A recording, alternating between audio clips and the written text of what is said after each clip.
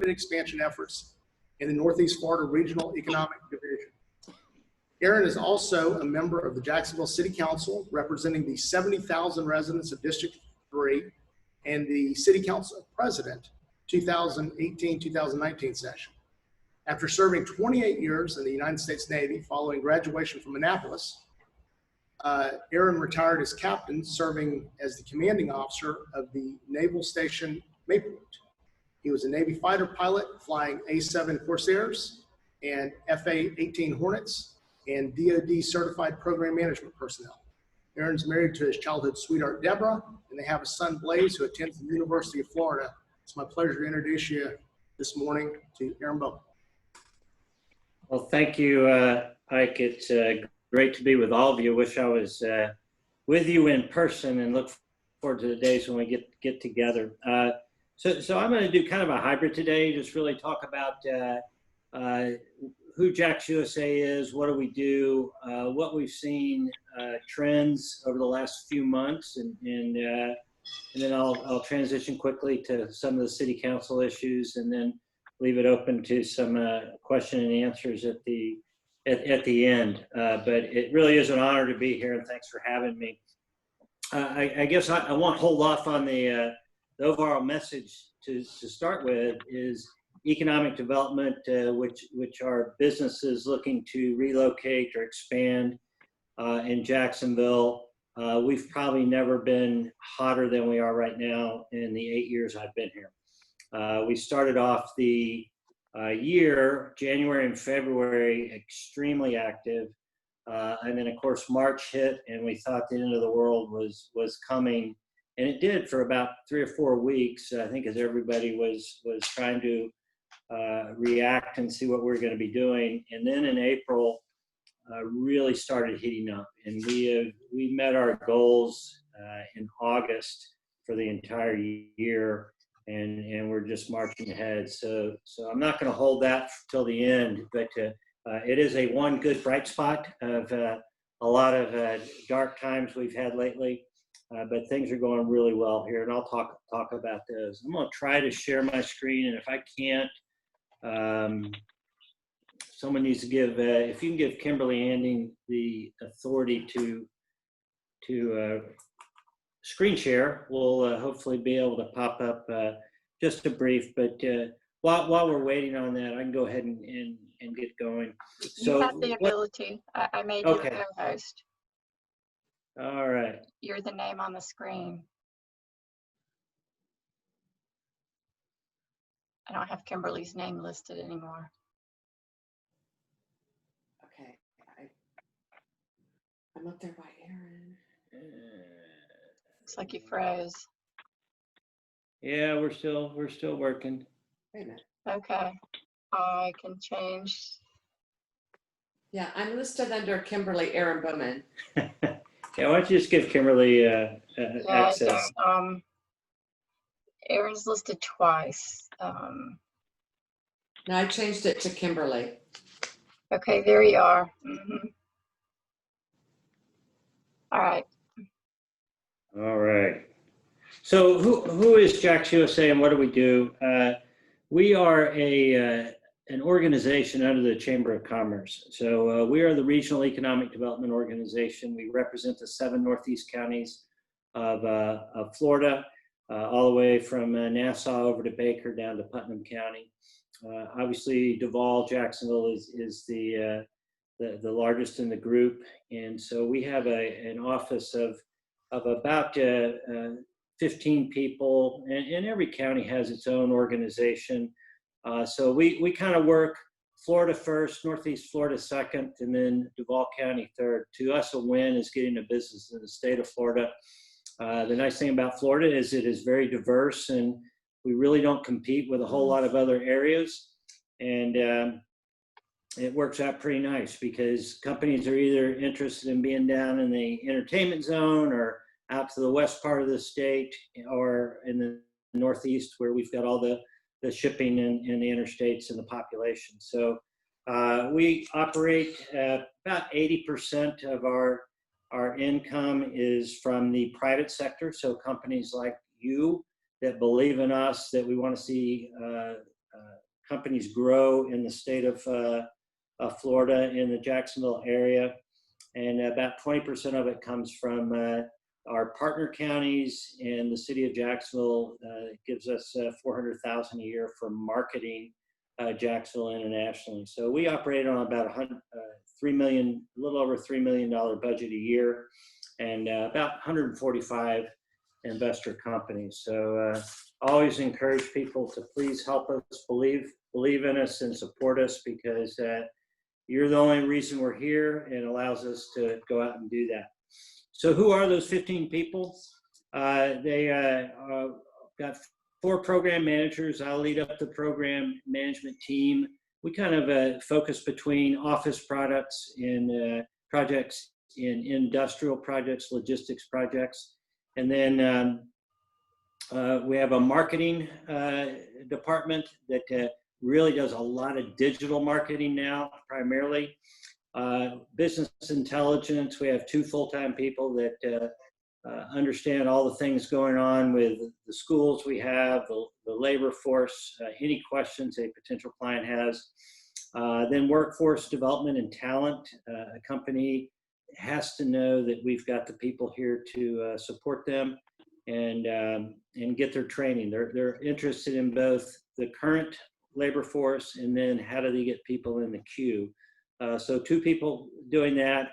We do focus a lot on foreign direct investment. About half of our projects right now are from foreign countries. That's slowed down a little bit since COVID, but we're getting a lot of interest from primarily Europe and Asia. And then, of course, we focus on community development. We want everybody in Jacksonville to have opportunity, and the companies to go into the areas that need it and give jobs to people that live in Jacksonville. So when a company is looking at Jacksonville, and I apologize, we can't get the brief up right now, but when a company is looking in Jacksonville, what are they looking at? They're primarily looking at, number 1 is workforce. We can give you a free building, we can give you free electricity, we can give you free supplies, but if you don't have people to make the product or do the job correctly, you're going to fail. So almost all companies start off with is, tell me about the people that live there and my ability to recruit and retain people in Jacksonville. And quality of life has really, has really jumped up the list in the last few years. Quality of life probably 8 years ago was number 5, 6, 7 on the list, with the millennials and their desire to live someplace first and then find a job. Quality of life sometimes is popping up as the number 2 or 3 issue.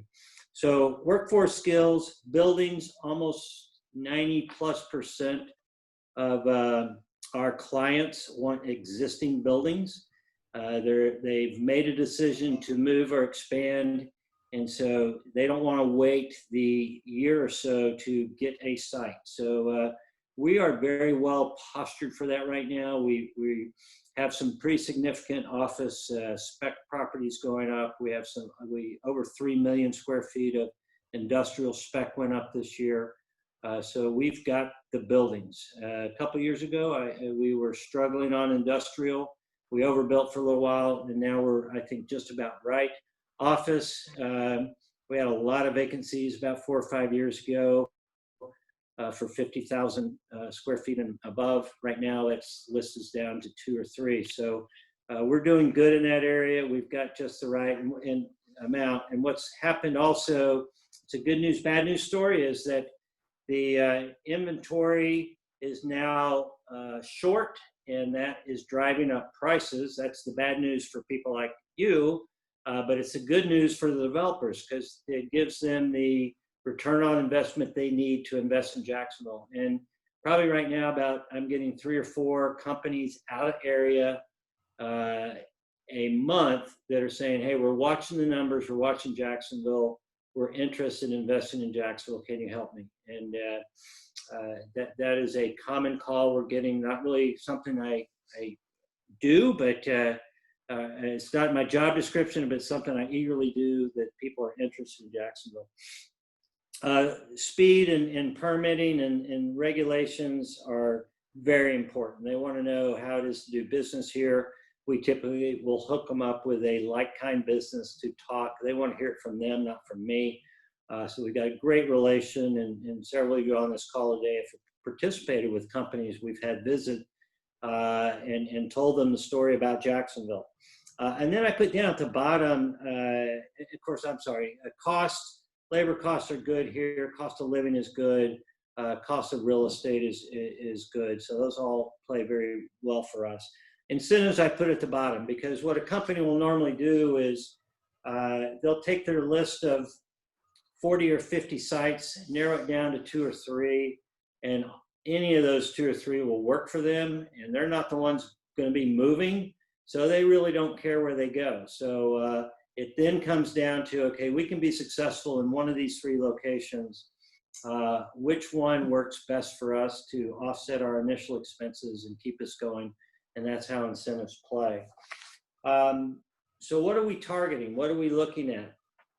Every 5 years we get together and bring in a consulting group, and it's a regional effort where we get community leaders, elected officials, business leaders, and we kind of say, okay, where do we think we want to go? Where do we want to go?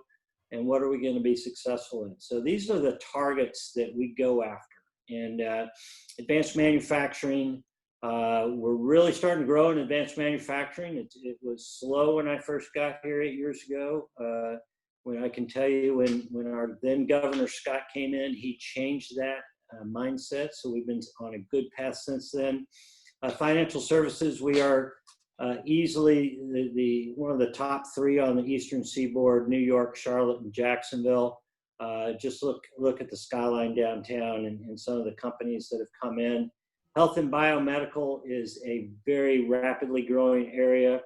And not only with the Baptist and the UF Health and St. Vincent's Memorial, with one of 3 Mayo campuses, and then now in MD Anderson coming in, this is starting to become very much a tourist destination for healthcare. And so with that is coming a lot of interest with supporting companies as well.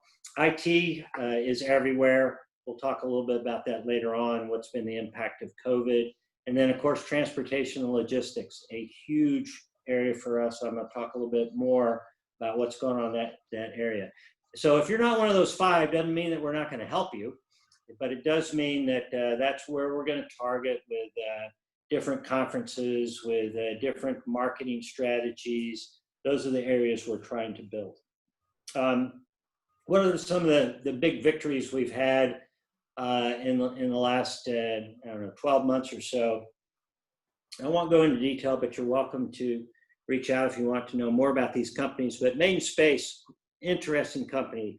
They are making stuff in space, really for 2 reasons. One is it's kind of hard to send full-scale stuff up to space, and, antennas, things like that. So if you can send the parts up there and make them, so that's one of the things they're doing. And then the other things we're finding, like fiber optic cables, if they are made under 0 gravity, they are much higher quality. So they're making stuff, bringing it back down. We're sending stuff up there to make. They announced their relocation of their headquarters to Jacksonville about 4 or 5 months ago. And then they just got bought out by Redfin, I think it is, about a month or so ago. And they said, no, we're staying right there in Jacksonville. So these are smart people. There is stuff on the space station today that they are operating and supporting. Exciting stuff going on there. Wayfair slowed down a little bit. We've got a 1 million square foot facility out there on the west side, Cecil Commerce Center. They opened up for operations a few months ago and actually talked to their general manager all the time.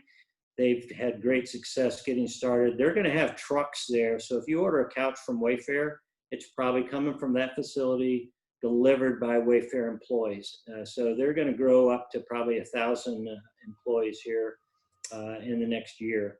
A huge announcement last month, been working it for several months. Amazon has committed to their 3rd 1 million square foot facility here. This one will be out by the zoo in Imeson on Cold Storage Road. It is for their soft goods. And so shirts, shoes, underwear, jackets, stuff like that. It too is a new kind of concept for them. It will have built-in last mile delivery in that facility. So if you order one of those items from Amazon, they'll be open by next holiday season. About 500 to 600 employees there. You'll probably get the same day and it will come right from there. I've talked about financial services, just a few of them. FIS, a huge announcement. They're headquartered here, putting up a 300,000 square foot building downtown over in the Brooklyn area with a 500 person expansion.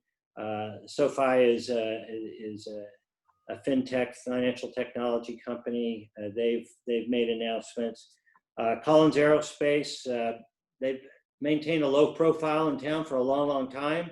Been under a few different names, but they do support for DoD work, sonar domes and things like that. They announced a large expansion late last year. PGA headquarters down in St. Johns County. I'm sure you've seen it as you drive on 210 there. An amazing facility, state of the art. Philcura was a IT company focusing on healthcare. And it was between us and Austin, and we beat out Austin on that one. And then Ulta Beauty is another company that kind of COVID related. They've got a warehouse distribution facility up in just south of the airport off of called Park 295. And they accelerated opening because COVID was causing a lot of people to get hair products and everything like that. So that got accelerated. So those are just a few across the industries. There's obviously a lot more, but I wanted to name those. So where is Jacksonville going? So the state of Florida is growing about 1,000 people a day. So we are now the third most populous state in the country. Jacksonville is growing about 75 people a day. So what does that mean? Those people need services, they need supplies. If you're a supplier, you don't want your warehouse up in Georgia to send trucks down to Florida. So that's one area that we're seeing a lot of growth. And it's not only that people are coming in from probably mainly from the Northeast. We actually have a lot of people coming up from South Florida. Got a lot of interest from Europe and Asia, so international attention, and a lot of people are staying here. Our people that are leaving is not happening very much. Along that lines too, we're in the top 5 of millennial destinations because of our quality of life, our cost of living, and the opportunities we have. So we're going to keep growing at a very controllable, 2 to 2.5% rate. And we'll see what the census comes out here in a few months, but we think it's going to be well over 1 million people in Jacksonville. Dredging, I can't overstate how important that is for us. So we're at 40 feet now. We're going down to 47. Any company that's in the logistics wants to know what dates it's going to be, because if we don't get it, they're leaving. And if they're thinking about coming in, they want to know when it's available. And I use the analogy, I moved my son into an apartment down in Gainesville. I could have taken my SUV 4 trips down there, or I could have rented a U-Haul and made 1 trip. And that's what we've got going on here, is that the Panamax-sized ships, do you want 3 ships coming from Asia carrying product with 3 times the crew, 3 times the gas, or do you want 1 big ship? So we've got to have that ability. You can see the cranes there. They're up and running already, ready to go. We're looking at 2023 to get 47 feet. City Council just approved the last piece of that about 2 months ago. Space industry. A lot of activity with SpaceX. If you've been watching what's going down in Cocoa Beach and Melbourne, the good news story for us, we've got a horizontal spaceport out at Cecil. So it's not a rocket ship, but it's a plane that takes off and then goes up into as high as it can go, launches off a missile that goes up into space and drops off satellites. that's probably the closest thing. It also could be used for space tourism, also could be used for international travel. So we're starting to see with Made in Space, and we're getting a lot of questions all the time because Melbourne and Cocoa Beach, they're running out of real estate around there. It's very expensive to operate, and it's very expensive to own a house down there. So a lot of people are saying, well, I can do everything I need up here. It's only a 2-hour drive down to get there if I need to. Healthcare I talked about, and then reshoring and manufacturing I'll talk a little bit here, and I'll mention on the next page. One of the things we're seeing is I think it was already in motion of companies looking to bring back manufacturing operations to the United States. If you look at the cost of labor in China, for example, I mean, it's still cheaper than it is here, but it's gone up 500% in the last 4 or 5 years. So the value and the savings don't make up for the cost of doing business out of the country. And then of course, COVID, we kind of saw, you know what, some stuff we really want to not rely on an international market. We need to have the ability to make it home. So we're seeing some good response on that. Talk about what's happened in COVID. Reshoring, I've talked about.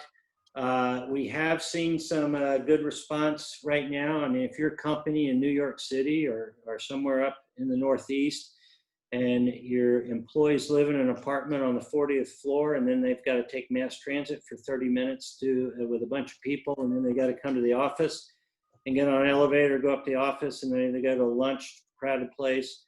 The employees and the companies are looking for different opportunities, and we have a lot of space here, and we have the ability for people to have their own house at much cheaper cost than living in a place up in the Northeast. So that's really starting to change the thing, as you're starting to see the campus office complex be a very common question of where's property and can I have my own place? I think we're all waiting to see what the office space of the future looks like. I do believe we'll see that a percentage of people that used to work in the office will now be remotely. I don't know if that number is 15% or 30%, but I think it will be something. But I will also say that many of the companies we're working with right now, you know, we have been contracting on how much office space everybody got, and now those numbers are going back up. People realize I can't put my employees on top of each other. I got to give them space. So, you know, we're seeing, yes, 20% of my employees are going to be working from home, but my space requirements remain the same. So we'll see where that goes. The last thing that we're seeing is automation, because some places had to close down. They had to maintain space. There's been a pretty dramatic shift in the need for you know, automated forklifts on all those type of things. And of course, artificial intelligence is now really starting to take off because we're seeing some results on it. So that's where I think we're going, and it's been accelerated because of COVID. I'm going to transition real quickly to the city of Jacksonville, and then we'll open it up for comments, questions. So what's going on in Jacksonville? Obviously, COVID's been a very key issue for us. City Council is still operating remotely. We don't have to, but we've got the ability to. Our council president has decided he doesn't want people in the chambers. So right now we're doing council meetings remotely. I think that the executive order to do so will end at the end of October, and we'll be back working together. The biggest impact has been financially for us in sales tax, you know, from hotel rooms, from travel, et cetera, probably in the 20+% area. But real estate values have not gone down, they've gone up. So our ad valorem actually increased more than our hit did on sales tax. So our budget this year went up. We're about a $1.3 billion budget. Our budget went up, and don't quote me on that, I want to say about 40 million or so.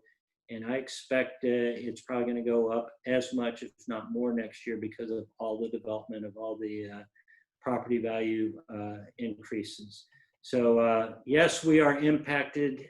We were fortunate. We got $169 million from the Fed on CARES Act funding. We were able to give some free permitting to stimulate growth. We had some mortgage relief programs, some elderly programs, testing programs. We have to spend that money by the end of the year, so it's pretty much all obligated, and now small businesses and et cetera. We did everything we could to try to keep the economy going and try to do it safely. So right now I feel fairly comfortable where we're at in that, and obviously, like every one of you, I'm watching the test results and the trends every day, but we're kind of moving forward. Racial inequality Jacksonville's not certainly alone in that. It's spread throughout the country and the world. I mean, we do have, we're listening. We've made some immediate changes. We've got some ideas, some things we know we need to do. We're trying not to overreact, and we're trying to do it where everyone is served. And then the final thing is Lot J. We had a press conference on Monday. If you haven't looked at it, it's basically an entertainment zone of about 100,000 square feet with bars and big screens. It'll have a middle to upscale hotel, kind of like a Lowe's, if you figure something like that. It'll have some office space, and it'll have some apartments and some retail. So it's a hundreds of millions of dollars of project. The city's partner in it. Obviously, it has to go through city council. So that is going to get a lot of discussion over the next probably 6+ weeks. So that's the city, and that's Jax USA. And I think I got a few minutes for questions, comments.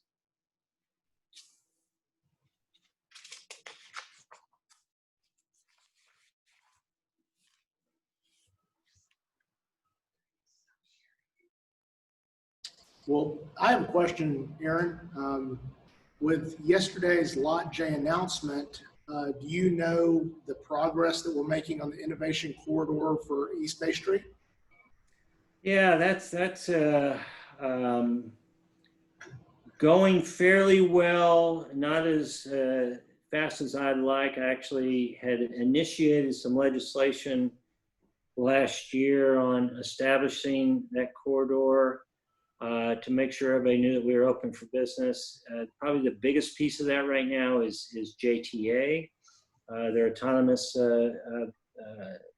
vehicles. They just got another one. They've been doing testing for a long time. We've got federal money to do that, and so we're marching down that road. That is one I do think that COVID took a little bit of wind out of our sails because once again, that's one that we don't want to rush in and not do it right. And it involves so many people. It involves public works, it involves permitting, it involves JEA, JTA, of course, the business community, and the people that live down here. The corridor is still planned, if you don't know what I'm talking about, basically from the stadium all the way to the Prime Osborne Center to have high 5G capability, smart sensors that make it a very integrated, smart area. And so we actually went to Las Vegas about 7 or 8 months ago. They're one of the leaders in the country. And the purpose of that visit was to say, okay, what are you doing? What does it mean to us? And how do we start doing it? So it's still there. It's just, I wouldn't have anything to announce for you right now, but we are working it full time and expect some more ideas to come out. We had another question in the chat, Aaron. Yeah. I know the status of the shipyards. What's the update there? Yeah, so I think what you saw happen originally, you know, Shad Khan's group won the rights to develop the shipyards. And that was the initial plan is let's start developing the shipyards. And so as they started working with the developers around the country, and I will tell you, I can say it now, but Jacksonville, we were one of the 220 cities or whatever that put in the Amazon Headquarters 2 proposal, and it was at the shipyards.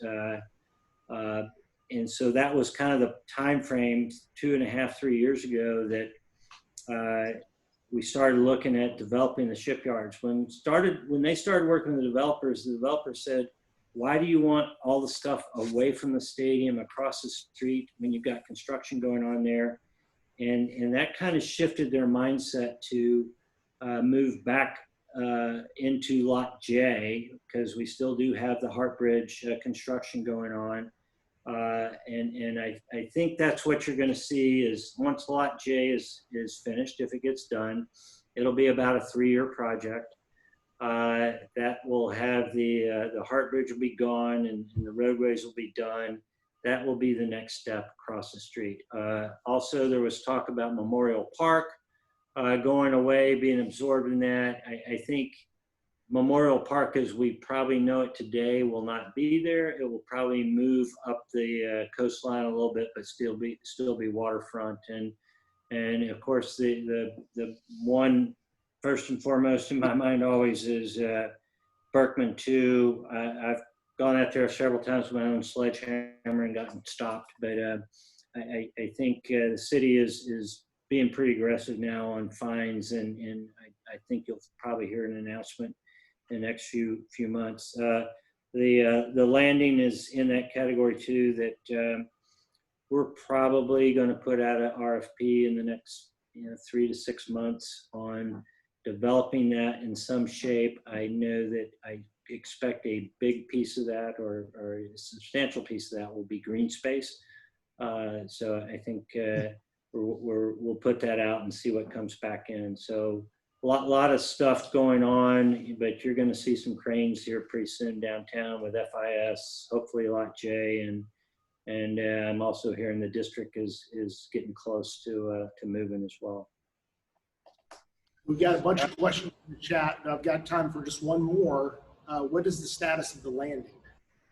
Well, I kind of just hit on that.